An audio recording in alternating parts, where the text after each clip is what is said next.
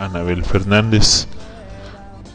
Y pues vamos a empezar pues desde el principio de la obra, la cual me parece muy importante en su lectura.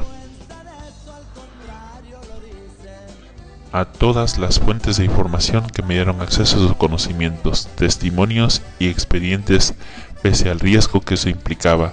Algunas de ellas hoy son parte de la pavorosa cifra de ejecutados y desaparecidos en México. A Héctor, mis hijos, mi familia y mis amigos por su infinita comprensión para publicar esta investigación. Presentación. Me involucré en el conocimiento de la vida de Joaquín Guzmán Loera a las 6:30 de la mañana del 11 de julio de 2005. A esa hora abordé un camión en la estación de autobuses de Parral, Chihuahua, que nos llevaría a mí y al fotógrafo Ernesto Ramírez a las borrascosas tierras de Guadalupe y Calvo, un municipio enclavado en el corazón llamado Triángulo Dorado y la imponente Sierra Madre Occidental.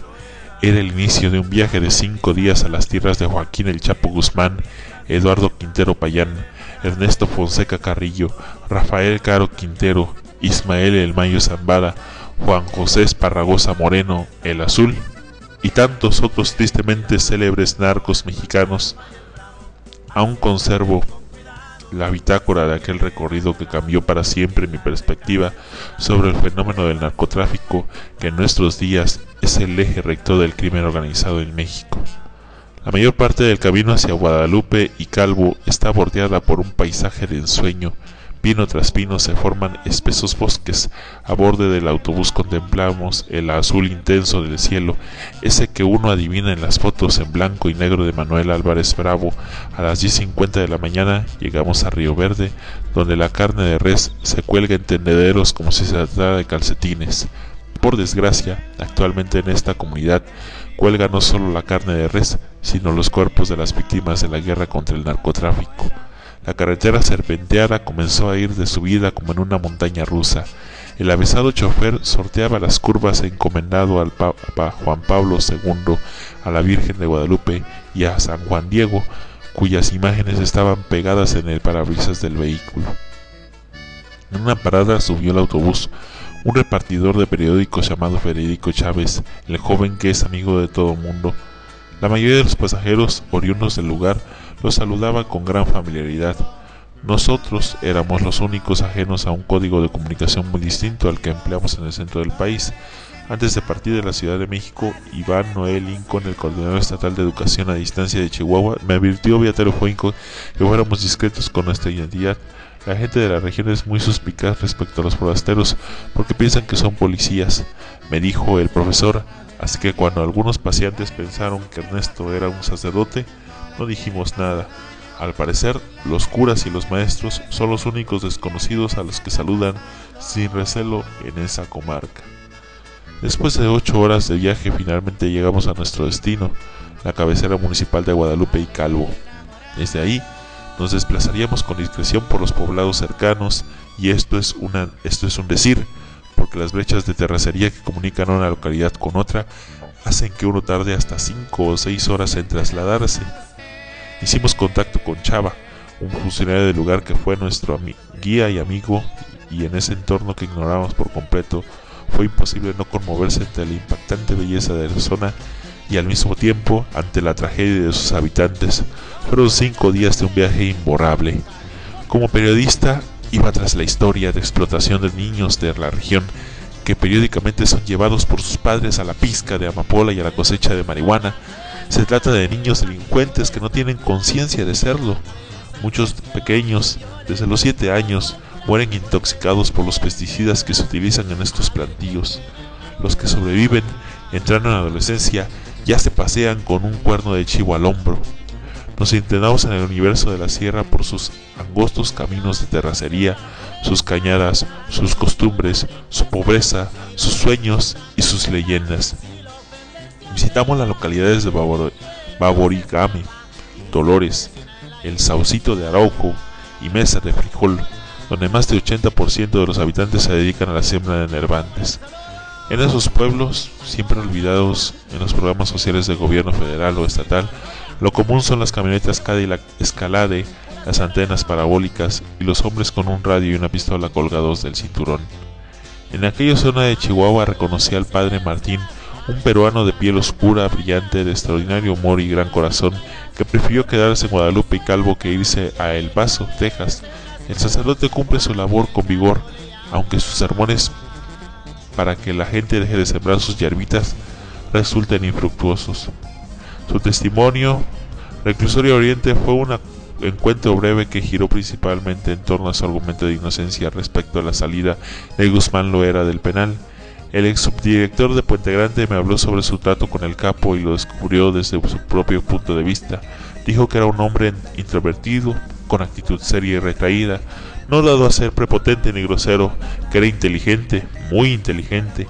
En las palabras de Fernández Ruiz no había admiración, sino más bien una especie de respeto hacia el capo, con quien tuvo que lidiar desde 1999 hasta el día en que el narcotraficante se marchó de Puente Grande. Después de que se dio alerta por la fuga, la Policía Federal tomó el control del penal, nos encerraron a todos en un salón y entró gente armada con pasamontañas. Comentó Fernández Ruiz.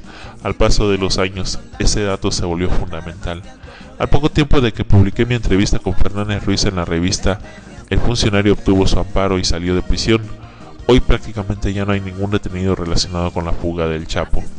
Como la llaman las autoridades, inclusive el director del penal de máxima seguridad, Leonardo Beltrán Santana, con quien me crucé un par de veces en el dormitorio VIP del Reclusorio Oriente, fue liberado en 2010. En mayo del 2006, en el Hotel Nico de la Ciudad de México, conocí a un agente de la DEA que terminó de convencerme de que el tema de Guzmán Loera y el narcotráfico era imprescindible para entender otra faceta de la corrupción en México. Quizás la más significativa, la que acontece cuando los hombres del gobierno le ponen precio a los millones de habitantes de un país como si fueran reses. El agente me confió que informantes de la DEA, infiltrados en la organización de Ignacio Coronel Villarreal, le aseguraron que Guzmán Loera salió del penal de Puente Grande luego de pagar una suma millonaria de dólares como soborno a la familia del presidente panista Vicente Fox, y que el acuerdo incluía la protección sistemática del gobierno federal a él y a su grupo, la todopoderosa Organización del Pacífico. Actualmente Vicente Fox es uno de los principales motores de la legalización no solo del consumo de todas las drogas, sino de su producción, distribución y comercialización. Este libro es el resultado de una ardua investigación que duró aproximadamente 5 años. A lo largo de ese tiempo me adentré poco a poco en el conocimiento de un mundo oscuro, lleno de trampas, mentiras, traiciones y contradicciones. Para respaldar su contenido accedí a un cúmulo de expedientes judiciales y a testimonios de viva voz de quienes presenciaron varios de los hechos aquí narrados. Por cuestiones profesionales, hablé con gente involucrada con cárteles de la droga en México. Conversé con policías, militares, funcionarios del gobierno de Estados Unidos, sicarios y curas. También entrevisté a conocedores del narcotráfico desde sus entrañas, que incluso en su momento fueron acusados de ser parte de su red de protección, como es el caso del general Jorge Carrillo Lea, quien me concedió una entrevista exclusiva para este libro. Leí con avidez las miles de hojas de expedientes de la fuga del Chapo. Gracias a decenas de testimonios de cocineras, lavanderas, internos, custodios y comandantes que forman parte del juicio 16-2001, pude conocer la afición de Guzmán Loera por pintar paisajes al óleo, la nostalgia por su madre, su lado romántico, su inmisericordia como violador, su necesidad de usar Viagra, su gusto por las golosinas y el voleibol, pero sobre todo su infinita capacidad para corromper lo que se encuentra a su paso. De igual forma, los cientos de hojas de documentos oficiales me permitieron comprobar que en 2001 el Chapo no se fugó del penal de Puente Grande en el famoso carrito de lavandería, sino que funcionarios públicos del más alto nivel lo sacaron vestido de policía. Por otro lado, obtuve documentos de la CIA y la DEA desclasificados apenas en la última década sobre el caso Irán-Contra, del que actualmente nadie parece tener memoria, que fue el detonador para que los narcos mexicanos dejaran de ser simples sembradores de marihuana y amapola y se convirtieran en sofisticados traficantes de cocaína y drogas sintéticas. Rescaté copias de expedientes eliminados de los archivos de la PGR sobre 2 empresarios que a principios de la década de 1990 guardaban en su hangar los aviones de El Chapo, Guzmán, Amado Carrillo Fuentes y Héctor El Güero Palma. Hoy en día, Esos ilustres hombres de negocios son dueños de cadenas hoteleras, hospitales y periódicos. Encontré una versión diferente sobre el avionazo donde murió el exsecretario de Gobernación Juan Camilo Mourinho el 4 de noviembre de 2008, en la que se afirma que el percance se debió no a un accidente sino a una venganza del narco por acuerdos no cumplidos. Asimismo, descubrí quiénes son los empresarios que se presentan como dueños de una supuesta compañía del Mayo Zambada que opera en un hangar del Aeropuerto Internacional de la Ciudad de México para el trasiego de dinero y droga, con el conocimiento y la tolerancia tanto de la Secretaría de Comunicaciones y Transporte como de la propia administración de la terminal aérea. La historia sobre cómo se convirtió Joaquín Guzmán Loera en un gran capo, en el rey de la traición y el soborno, en el jefe de los principales comandantes de la Policía Federal, está íntimamente ligada con un proceso de descomposición en México donde hay dos constantes: la corrupción y la ambición desmedida de dinero y poder. Campesinos casi analfabetas como el Caro Quintero, Don Neto, el Azul, el Mayo y el Chapo no hubieran llegado muy lejos sin el contubernio de empresarios, políticos y policías, esas personas que todos los días ejercen el poder desde un falso halo de legalidad. Siempre vemos sus rostros, no en las fotos de los cárteles de los delincuentes más buscados de la PGR, sino en las notas de 8 columnas, en las páginas de negocios y en las revistas sociales. Todos ellos son los señores del narco. Muchas veces la protección a los capos se agota hasta que estos cometen graves errores, cuando son traicionados por quienes ansían ocupar su lugar o porque dejaron de ser útiles para el negocio. Ahora también existe la modalidad de jubilación voluntaria, como la de Nacho Coronel Villarreal o la de Edgar Valdés Villarreal, la Barbie. Cuando eso ocurre siempre hay reemplazos que serán apoyados para continuar con la industria criminal. Así le llegó su momento a Ernesto Fonseca Carrillo, Rafael Caro Quintero, Miguel Ángel Félix Gallardo, Amado Carrillo Fuentes. Por su parte, Joaquín Guzmán Loera se retirará del negocio cuando le dé la gana, no cuando la autoridad quiera o pueda. Incluso hay quienes dicen que ya está preparando su despedida. La actual guerra contra el narcotráfico emprendida por la administración del presidente Felipe Calderón es tan falsa como la del gobierno de Vicente Fox. En ambos casos, la estrategia se ha limitado a brindar protección al cártel de Sinaloa.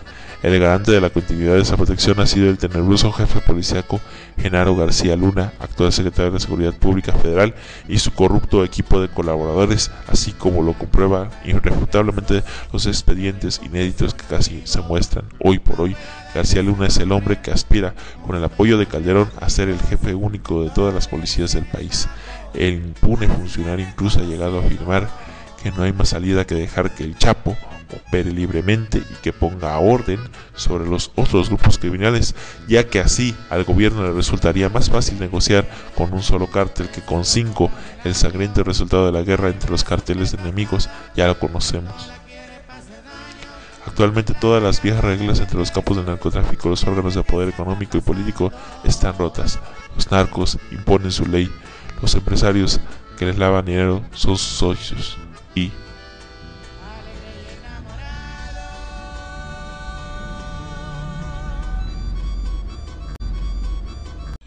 vamos a comenzar el día de hoy con la lectura del libro Los Señores del Narco, de la compañera Anabel Fernández. Y pues vamos a empezar pues desde el principio de la obra, la cual me parece muy importante en su lectura. A todas las fuentes de información que me dieron acceso a sus conocimientos, testimonios y expedientes, pese al riesgo que eso implicaba. Algunas de ellas hoy son parte de la pavorosa cifra de ejecutados y desaparecidos en México. A Héctor, mis hijos, mi familia y mis amigos por su infinita comprensión para publicar esta investigación. Presentación. Me involucré en el conocimiento de la vida de Joaquín Guzmán Loera a las 6:30 de la mañana del 11 de